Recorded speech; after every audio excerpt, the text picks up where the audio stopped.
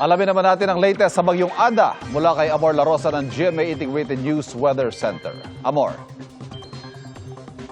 Salamat Ivan. Mga kapuso, mas ramdam na ngayon ang pananalasa ng Bagyong Ada na posibleng magtagal pa sa bansa hanggang sa susunod na linggo.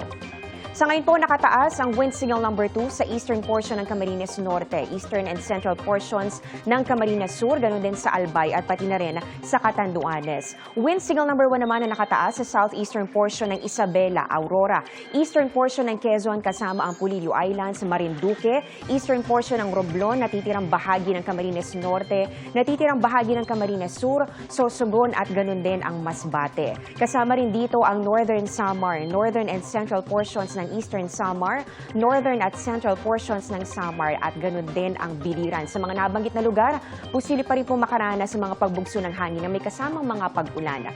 Huling namataan, ito pong sentro ng Bagyong Ada sa coastal waters ng Pandan, dyan po sa may Catanduanes. Taglay lakas ang hangin na abot sa 85 kilometers per hour at yung bugso naman nito aabot sa 105 kilometers per hour.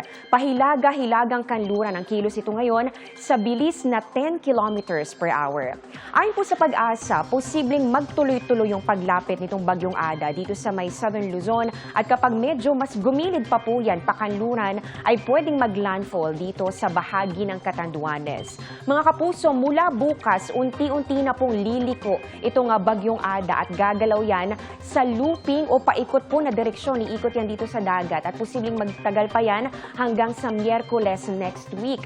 May chance ring lumakas ito bilang severe tropical storm pero mga kapuso, sa susunod na linggo ay posibleng humina naman yan bilang tropical depression o low pressure area. Ayon po sa Pag-asa, yung galaw at yung lakas kasi nitong minomonitor nating bagyo ay naimpluwensyahan po ng high pressure area at malamig na hanging amihan. Bukod naman sa pabugso-bugsong hangin ay magdadalhin po ng mga pag-ulan yung hanging amihan at pati na rin yung Bagyong Ada. Base sa datos ng Metro Weather, umaga bukas, maulan pa rin ang panahon dito yan sa Bicol Region, ilang bahagi ng Quezon Province, Aurora, Cagayan at pati na rin sa Isabela.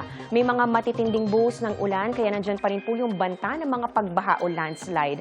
Ganon din yung lahar flow sa mga lugar na malapit po sa nag-aalborotong Bulkang Mayon dyan po sa Albay. Magpapatuloy yung mga pag-ulan sa nabanggit na lugar sa hapon at pati na rin sa gabi at posibleng magkaroon na rin po ng mga kalat-kalat na ulan sa may Zamboanga Peninsula, dyan din po sa ilang bahagi ng Barm, Soxargen at maging sa Davao Region. Sa iba pang bahagi ng ating bansa, posible rin po yung mga panakanakang ulan. Sa Metro Manila, mababa pa ang tsansa ng ulan sa ngayon pero maging handa pa rin sakaling magkaroon po ng mga biglaang pag-ulan o localized thunderstorms.